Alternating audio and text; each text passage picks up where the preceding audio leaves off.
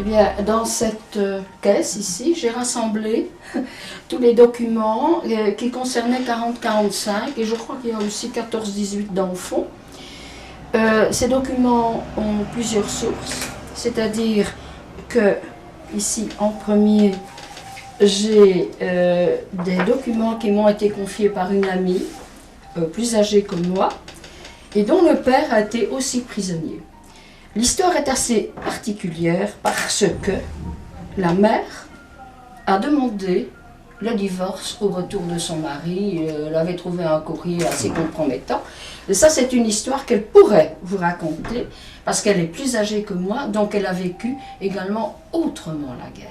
Et ces documents m'ont été confiés pour que je puisse les mettre à l'abri, comme je voudrais aussi mettre tous les miens à l'abri. Il faut se dire aussi que pour les nouvelles générations, 40-45, c'est un peu la guerre de 100 ans. Et ici, nous allons avoir 14-18, alors là, c'est le haut Moyen-Âge. Hein, pour eux, ils ne peuvent pas comprendre ce que c'est qu'une situation de guerre, un occupant, et toutes les restrictions à la liberté et autres qui s'en suivent. Donc, si j'ai bien compris, voilà. Vous êtes né au début de la guerre. Je suis né le 9 décembre 1940, donc, très exactement. Voilà, et donc vous avez connu un peu les souvenirs, vous avez ça plus ou moins sur la fin de la guerre, on va dire ainsi. Oui. Mais alors tous ces documents-là vous ont été donnés par des personnes qui ont vécu la guerre, bien sûr, qui ont eu de la famille qui a vécu. Et ce sont des documents en dehors de ceci. Voilà les décorations à mettre à l'abri. En dehors de ceci, ce sont des documents qui touchent mon père Jean Bourdon, qui était lui à Klagenfurt-Villach, le Stalag 18A, c'est-à-dire tout près de la Yougoslavie. Au sud de l'Autriche, oui. En Autriche, exactement, mais aussi très proche des maquis yougoslaves. Ils étaient entourés de troupes allemandes.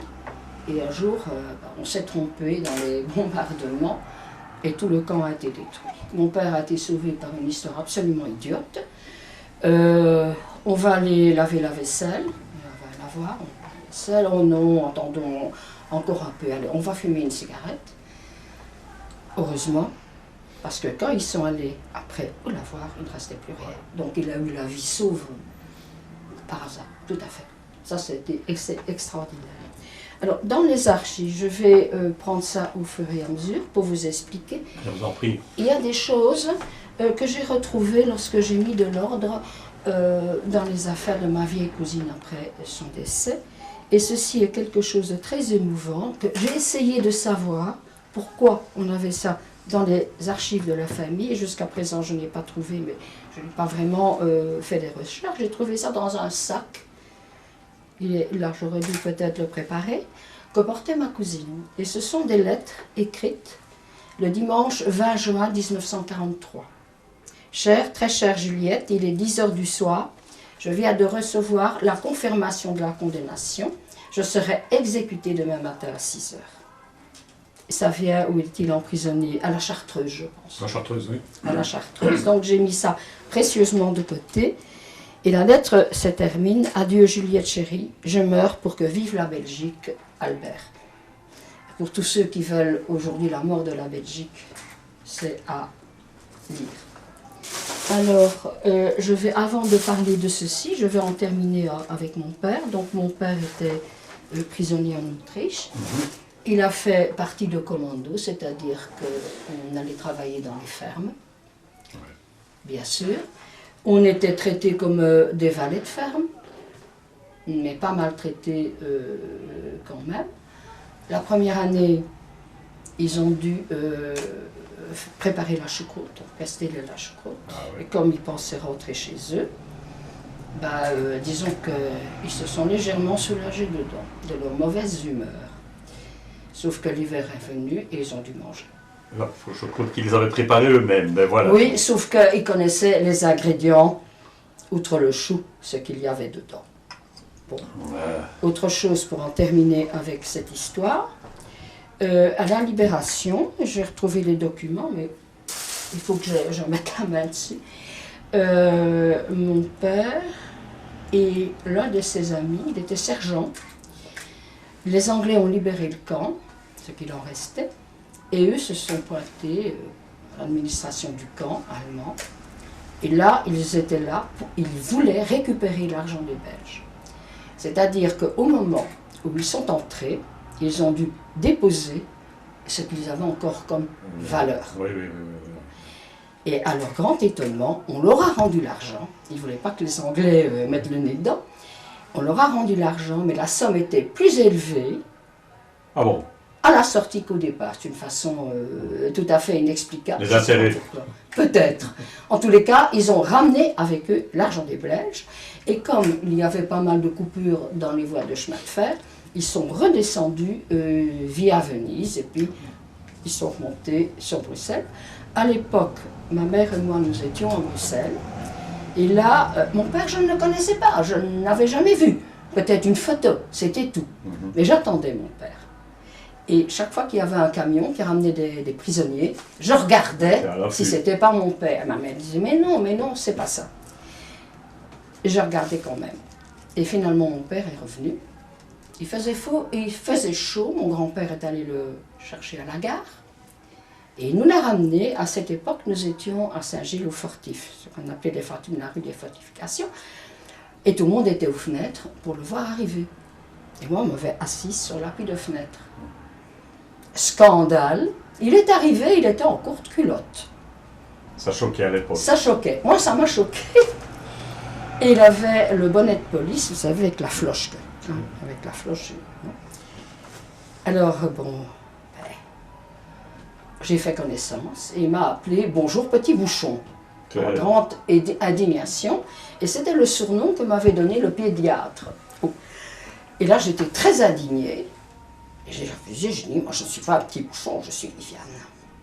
Et ça, c'est le retour de mon père. Après, il a fallu évidemment s'habituer à vivre en famille, à vivre à trois, ce qui n'a, pour moi, peut-être pas toujours été facile. Vous n'avez pas connu, pas de toute façon dès le départ. Non, je ne le connaissais pas. Donc, et pour ma mère, pour tous les trois, il a fallu reprendre une vie de famille qu'on ne connaissait pas. On va s'organiser, quoi. Oui, voilà.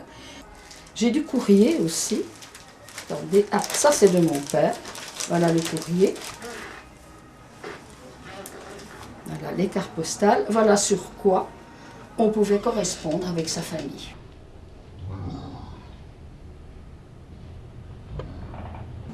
Peu, hein? Très peu. Et alors en plus de ça, il y avait évidemment le sergent Jean Bourdon, le numéro du prisonnier, etc., etc. Et quelques mots avons subi ici un coup très dur, quand touché et bonheur d'être sauf. Joseph Cooper aussi, prié à prévenir sa femme ainsi que Claire.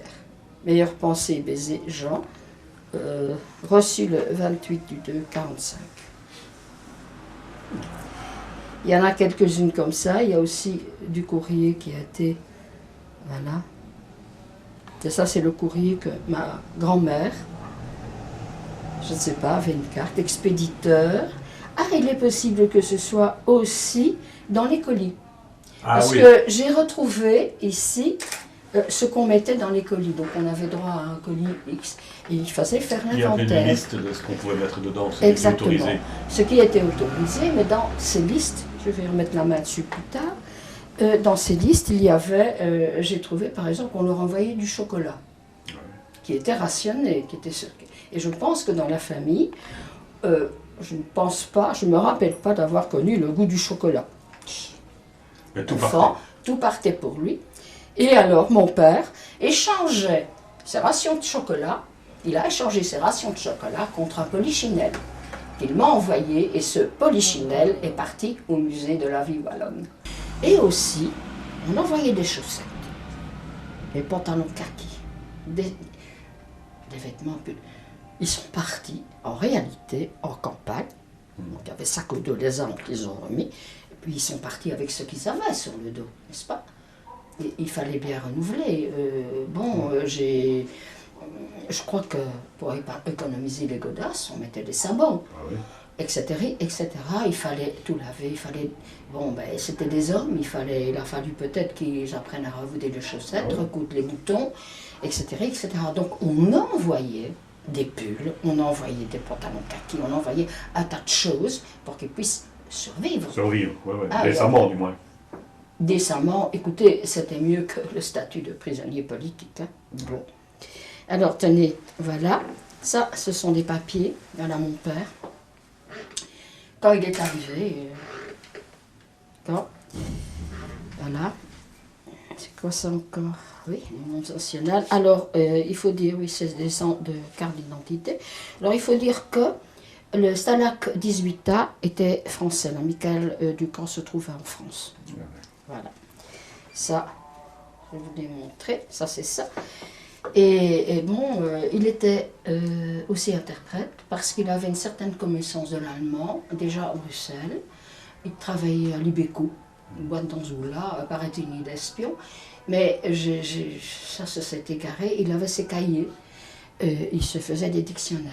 Et quand il s'est retrouvé là-bas, cette connaissance de l'allemand a été utile, bien entendu. Ça l'a aidé. Et quand il est revenu en Belgique, c'était utile ici également. Pourquoi? Parce que son père et son frère, les Bourdons, avaient ouvert ici un magasin d'articles pour coiffeurs et parfumeurs, dont une part de la clientèle se trouvait dans les régiments. Et mon père est revenu, il a pris les valises du grand-père, il a visité ses clients en leur parlant allemand. Et là, ces gens qui... bon, ces gens avaient quand même des difficultés. Bon, c'était mal loti quand même. Très aussi, mal loti. Et des souvenirs de guerre que j'ai, il y en a deux. Un, avec mon père, ça devait être en 46-47, quand nous avions une voiture, et il nous avait amené, ma mère et moi, pendant les vacances à Saint-Vite. Oui. Bon. La moitié de la ville était rasée. Les gens vivaient dans des baraquements. Et d'un autre côté, nous avons été accueillis, Madame les Scheffler, c'était des coiffeurs, ils avaient pu garder leur maison. Ça, c'était intact. Et je ne l'oublierai jamais. Ils savaient qu'on allait venir et Madame Scheffler avait préparé de la tarte aux prunes. Ça vous a marqué apparemment? Apparemment. J'ai jamais mangé de tarte aux prunes. Et je ne vais quand même pas demander à la famille, au juge Stangerlin, dites... à tante Scheffler, comment est-ce qu'elle faisait sa tarte aux prunes. Et vous avez quel âge? Vous avez encore une idée? C'était après-guerre, donc je devais avoir 5-6 ans maximum. D'accord. Mais ça, je m'en suis souvenu. Et d'un autre côté, ça, c'est le côté vie des prisonniers de guerre, des femmes de prisonniers de guerre avec enfants. C'était à Francorchamps. Nous étions, on organisait ce type de séjour, on nous mettait à la campagne. On était quand même mieux nourris, et il faut se dire aussi, à l'époque, il y avait une certaine solidarité dans les campagnes. Les paysans, peut-être, le marché noir et autres, mais quand on disait femmes de prisonniers avec des enfants, automatiquement, on avait le ravitaillement. Les portes s'ouvraient. Les portes s'ouvraient. Et à Francorchamps, elle se plaisait tellement bien, on venait de Bruxelles, partie de la famille à Verviers, une partie à Bruxelles. Elles se plaisaient tellement bien qu'elles avaient réussi à louer ce qu'on a toujours appelé la maison de Blanche-Neige, une petite maison. Et dans cette petite maison, c'était merveilleux parce que c'était entouré de sorbiers. Et quand les sorbiers, il y avait des boules rouges, c'était magnifique, une vue magnifique sur la vallée. C'était la route du vieux château. Et au moment où on a senti que ça tournait très mal, le home où nous étions, donc home pour femmes de prisonniers, hôtel des Bruyères, il est toujours là, en face du chemin de fer, a rappelé tout le monde. Mais, à Malmedy, à ce moment-là, les jeunes fuyaient la réquisition, parce qu'on les attendait à la sortie de l'école, on embarquait les jeunes dans des camions, sans rien d'autre, sans prévenir. Ça se passait comme ça à l'époque. Et ils avaient fui, ils étaient 3. Donc, elles avaient abrité les jeunes gens, elles étaient plusieurs, ma mère, Yvonne et je ne sais plus qui. Mais quand on partait, pour craindre des problèmes, si on les trouvait, on laissait toujours une fenêtre ouverte, donc ils étaient entrés par la fenêtre. Voilà. Et quand on a regagné évidemment le home pour nous mettre à l'abri, ils sont restés, mais il n'y avait plus de vivres. Il n'y avait plus que de la farine et ils ont fait ce qu'on appelle la Charlie Popote. Il y en a qui s'appelait Charlie, il faisait la cuisine. Ils ont mis de l'eau Ils ont mis de la farine et ils se sont nourris avec ça pendant quelques jours. Ouais. Les Allemands fuyaient et on les envoyait malignement par la route du vieux château, sachant très bien qu'ils allaient se casser la gueule dans la descente et le passage à niveau. D'ailleurs, depuis, il y a eu pas mal de camions qui se sont cassés la gueule par là. Ça, c'est une chose. Et à côté de cette maison-là, eh bien, nous avions une énorme maison bourgeoise, pleine d'enfants. Nous allions jouer avec eux. Sauf que ces enfants étaient juifs et qu'on les cachait. Ah ouais. Voilà. Ça, c'est de ce côté-là. Maintenant, je vais en terminer avec Francorchamps, où nous avons été libérés. Donc, c'était un home pour femmes de prisonniers, qui était dirigé ici par des Verviétois, les Chapuis, centenaires. Et centenaires aussi. Les Chapuis, oui, bien sûr. Bien sûr, c'était l'aristocratie de la ville. Voilà, bien sûr. Et nous avions certes une meilleure alimentation, mais je n'arriverai jamais à oublier comment on a pu faire ça. Il y avait du sucre à table et il y avait du beurre à table. Alors on prenait un morceau de sucre, on mettait une couche de beurre, on remettait un morceau de couche, et on ouvrait toute grande la bouche et on mangeait ça, vous vous rendez compte. Et puis à un moment donné, nous avons eu des officiers allemands à table. Ils occupaient la table à l'entrée, des tables à l'entrée. Et tout le monde devait passer à la queue leu devant eux. Et les mères étaient très peu rassurées en se demandant pourvu qu'on ne dise pas sale-boche ou quelque chose comme ça. Bon. Alors, les Américains sont arrivés. Derrière l'hôtel des Bruyères, c'était la frontière, la nouvelle frontière imposée par l'orage. Mais il y avait l'eau rouge. Ils sont fuis par là, on a vu, ils fouillaient, ils perdaient armes, les camps, n'importe quoi. Et puis, il y a eu l'échange de coups de feu. Il y a une balle qui est passée par une fenêtre dans la chambre d'une amie de ma mère, c'était Yvonne, je pense. Alors imaginez-vous, mais c'est des situations invraisemblables. Tout le monde a défilé pour voir le trou qu'il y avait dans le carreau. Et puis alors, on nous a dit non, tout le monde en bas, dans les caves. Donc tout le monde s'est réfugié dans les caves en attendant que ça se calme. Ça s'est calmé et on a vu arriver les chars américains. Alors, vive les Américains! Bon. Rassemblement des femmes et des enfants, ils ont arrêté, et ils sont descendus, on les a reçus dans ce qui était la salle à manger. C'était la salle à manger comme on avait autrefois, avec le grand bar, ce café de village. Et alors, c'était des machins comme ça, là, bien grands, nous on regardait ça. Et les mères ont une idée géniale. On a mis quelques tables ensemble, on a mis une chaise, et puis on a fait monter les enfants sur la table, et ils allaient embrasser à tour de rôle les tanquistes américains. Bon. Sauf que moi, évidemment, j'ai pas trouvé qu'ils étaient très propres, et j'ai pas voulu les embrasser. Ils étaient tout noirs de cambouis ou de camouflage, je n'en sais rien. Bon. Et puis, un jour, c'est au moment de la retraite des Allemands, en se levant le matin, on descend à la salle à manger, on va Centenaire Chapuis, installé dans blanc, livide. Qu'est-ce qui s'est passé? Alors, les Allemands sont entrés, au moment de retraiter, ils savaient qu'il y avait des femmes et des enfants, et ils ont exigé les clés des chambres. Okay. Alors les centenaires ont échappé, ils n'ont pas, ils ont dit, oui, mais passez d'abord à la cave. Ils sont passés à la cave et ils s'en sont sortis tellement sous qu'ils n'ont plus réclamé les clés. Et ils avaient de grands vins, justement. Bon. Enfin, c'était quand même... Exactement, mais ça c'était... Et alors, Oui, et alors, quand les Américains étaient là, ça défilait, évidemment. Puis à un moment donné, Centenaire Chapuis a dit, couvre-feu, mesdames, dans vos chambres.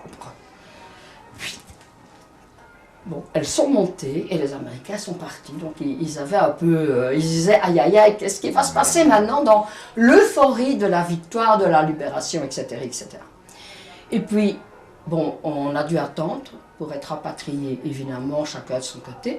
Je ne sais pas si, je crois que c'est en camion. Pourtant, j'ai un souvenir de train sur lequel on a tiré dessus. Et j'ai un souvenir aussi de bombardement. Et je crois qu'on était à la petite maison de Blanche-Neige. elles étaient allées repasser leurs robes. Et alors, sur la route du vieux château, on se dirait, non. Et puis il y a eu un bombardement, soit de la Fafaye, je ne sais pas. Mais tout le monde était par terre. Mais c'est très curieux, je ne me souviens pas d'avoir eu peur pendant la guerre. Ça, c'est curieux. Peut-être trop jeune, peut-être la conscience. Hein. Peut-être.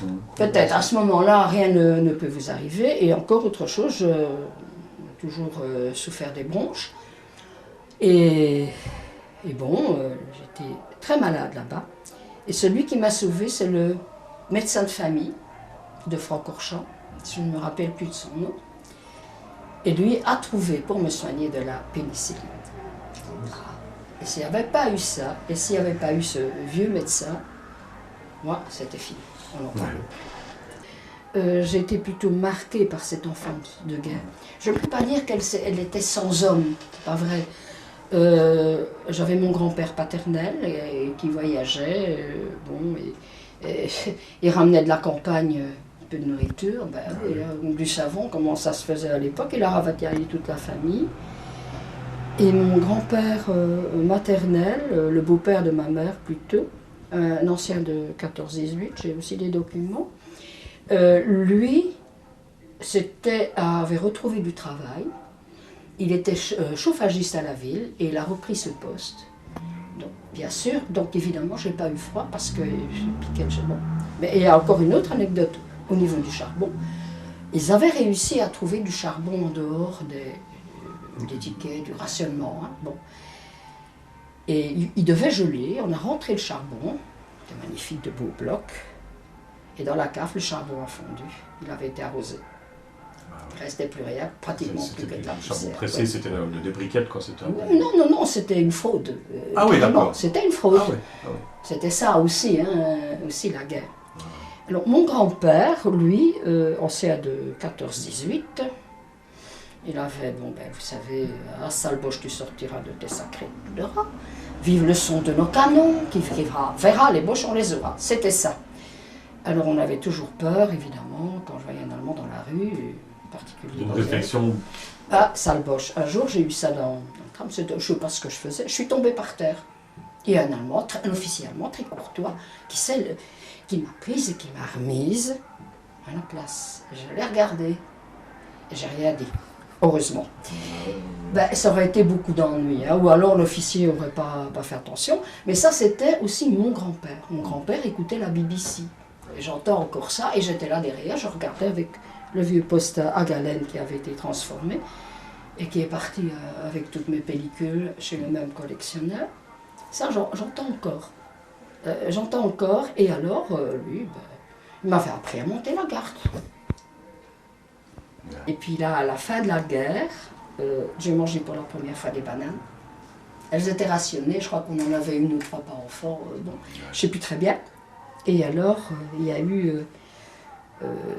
Bruxelles n'a pas... Le quartier n'était pas si loin du canal, mais du côté de la rue de la Sincérité et de l'ancien cimetière, c'était plutôt calme. Ce qui fait dire que nous ne sommes jamais descendus dans un abri. Donc quand on entendait quelque chose, ma grand-mère se levait et elle prenait un énorme édredon qui lui venait de sa grand-mère ou n'importe quoi, et que j'ai toujours, et elle venait nous couvrir avec l'édredon, ma mère et moi. Tout simplement. Tout simplement. Et puis il y a eu toutes ces vagues de bombardiers qui se dirigeaient vers l'Allemagne. À ce moment-là, on trouvait, ils n'ont pas volé, ils vont déguster. Et je me revois encore à la fenêtre avec mon grand-père, on regardait ça. Et on était contents. Parce qu'enfin, on se disait que sans penser que... Ça a changé, quoi. Oui, mais bon, c'était quelque chose. Et puis la fin de la guerre est arrivée. On m'a dit, c'est la guerre, elle est finie. Je dis, oui, et qu'est-ce qu'on va faire alors? Habitué à un rythme de vie. De rythme de vie. Et puis petit à petit, j'ai vu par exemple les carreaux être nettoyés, ils n'étaient plus bleus. On pouvait ouvrir le soir, on n'était pas obligé du couvre-feu, scolmaté. Il n'y avait plus de couvre-feu, il n'y avait plus ça, et puis ça, on pouvait circuler. C'était quand même assez étonnant, mais bon, et puis nous sommes venus habiter Verviers. Mon père, évidemment, avec sa connaissance de l'allemand, a repris l'affaire du parrain et de son père. Et la vie s'est déroulée ici. Oui, ça ce sont des documents, appartenant à mon père. Ah voilà, ici j'ai retrouvé récit du sauvetage des devises belges du Stalag 18A. Ah oui, ce dont on parlait tout à l'heure, oui. Oui, voilà. Sergent de réserve. Ah oui, mon père était au 12e de ligne. Hein. Et ça c'est tout le récit que j'ai mis de côté. Ah voilà. C'est quoi ça encore? Ah voilà, venez voir, ça c'est la carte des camps en Allemagne. Ah, En Allemagne et à l'autre, puisque j'ai Varsovie ici.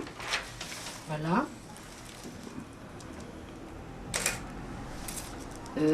Voilà, il est 18A ici. Et le... je crois qu'il était le 2E. Mon cousin Adolphe. Voilà. Ça, j'ai retrouvé, ce sont des documents que... Bon, mais je ne sais pas, qu'est-ce que j'ai fait des trucs de rationnement. Ah!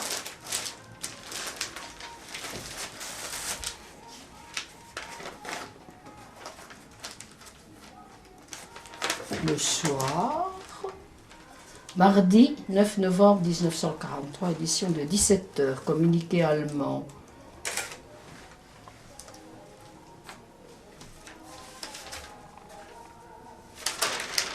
Je suppose que ça doit être c'est le soir venu, oui, 43 c'est encore. Du décrochage à la victoire défensive. Il me semble que j'avais vu 2 catégories de tabac. Le crottin A et le crottin B. Minute. Des corporations réunies du tabac. Ah bon, mais ça, non, ça doit être l'autre soir. Parce qu'ici, il est dit... d'accord avec l'administration militaire Raider, la composition du tabac sera la suivante. Crottin catégorie A, provenant des étalons reproducteurs. Crottin catégorie B, provenant des juments reproductrices. Voilà. Oui, ça c'est à la ferme. Nous sommes retournés là-bas. Et alors, ce qui est... Voilà. Nous sommes retournés là-bas, à Klagenfurt-Villach. Oui, Villach. Ouais. Et mon père avait une forte à l'époque. Bon, on est retourné. Alors, il s'est amené dans la cour de la ferme. Il a débarqué. Et puis on a entendu crier « Johann! Johann !» La fermière avait tout de suite reconnu. On a rappelé le chef et lui, il a rappelé une anecdote, c'est que, bon, ils étaient nourris, mais ils pillaient un peu quand même. Et mon père s'était spécialisé dans la quête des œufs. Ah bon? Ah oui. Alors il voyait, il surveillait, il y avait des poules qui ne rentraient pas au poulailler, et il allait chercher des œufs. Okay. Voilà. Et puis un jour, à la place des œufs, il avait repéré, il a trouvé un petit mot en allemand. Johann, moi aussi j'aime les œufs. C'était le fermier qui avait signé. Ah oui. C'était, oui. Ça c'est l'équipe de football. Attendez, je regarde, il y a plusieurs. Mais alors il y a ceci, je ne vois pas le reste. Il y a ceci. C'est une caricature. Ils avaient, oui, ils avaient monté une pièce de théâtre. Un cabaret ou quelque chose comme ça. Oui. Alors il y avait des rôles féminins, des rôles masculins. Et mon père avait un rôle féminin. Et il y avait un copain caricaturiste qui l'a dessiné. On a toujours gardé cette histoire-là. Et c'est bien lui, hein. C'est bien lui. Sauf qu'il a raconté par après que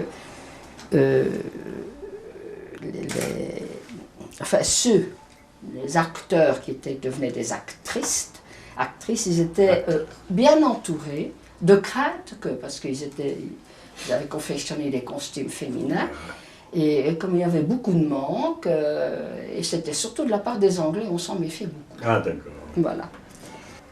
C'est à la ferme ça. Oui, dans les alpages et autres. Et alors en hiver, ben, ils étaient montés sur ski évidemment. Ah ouais. Il a fait...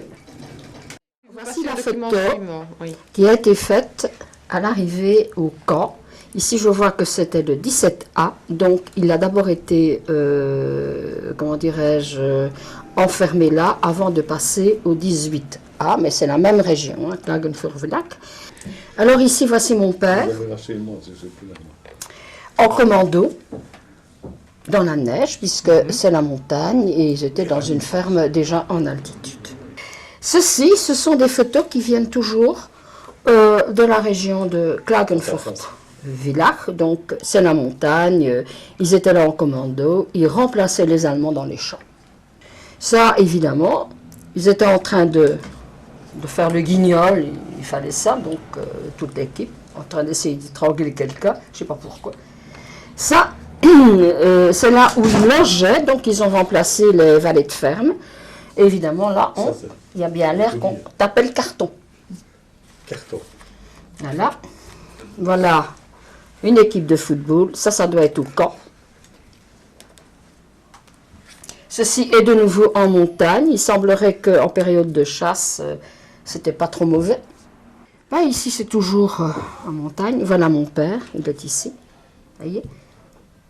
Ils ont les bonnets de police, mais on ne voit pas leur flochke qui venait dans les yeux. Voilà. Ceci doit encore être au camp. Tout simplement parce que il fallait se distraire, donc ceux qui jouaient d'un instrument ont constitué un orchestre, les autres une pièce de théâtre ou quelque chose comme ça. Ça c'est la même, avec bien entendu ici l'estampille du camp, donc c'était envoyé à la famille. Ça c'est au camp, vous voyez, on voit les baraquements, des bien soignés, ils avaient intérêt, toujours en montagne. Et voilà. Donc il y avait quelqu'un qui avait quand même un appareil photo. Et voilà ici. Les voilà ici. Ici on voit madame mon père. Et ici on voit très clairement un copain avec son bonnet de palisse tout à fait caractéristique. Les voilà toujours en commando. Et ça, voilà. Il mange quelque chose dehors, il fait beau. Il faisait beau quand même. Et ceci est une vue assez intéressante à mon avis, parce que ça doit être les foins ou quelque chose comme ça. Voilà tout le groupe, tout le commando qui est là. Et ça, je ne sais pas si c'est au camp ou en commando. Ça devait être certainement, mais voilà mon père. Ça devait être les baraquements du camp. Voilà à nouveau en commando. Mais il y a beaucoup de photos qui manquent, malheureusement, celle de la destruction du camp. J'espère un jour retrouver. Voilà. Cigarette au bec. Le voilà encore. Qu'est-ce qu'ils font? Ah, là, on fait le bois. On va chercher du bois. Ça, et bien voilà, l'hiver en Autriche. Ils ont des espèces de bottes, de galoches. Et voilà toujours. Ça, je crois que c'est la photo qui est en bas et en couleur, souvenir de la longue captivité de M. Jean Bourdon. Ah, oui, bien sûr, avec la vache. La vache est le prisonnier. La vache est le prisonnier. Là encore. Ça doit être au camp, donc c'est une fête quelconque, un petit drapeau et autres. Nous revoilà de nouveau en montagne, en commando. Ici aussi, mais c'est l'été. Et alors, on a mis une petite croix là au-dessus, c'est mon père. Ah, mais voilà, je les ai retrouvés. Voilà la pièce, la fameuse pièce de théâtre. Ils confectionnaient les décors, ils devaient confectionner les costumes, ou on leur envoyait ça, je ne sais pas. Voilà. Et voilà. Et ben,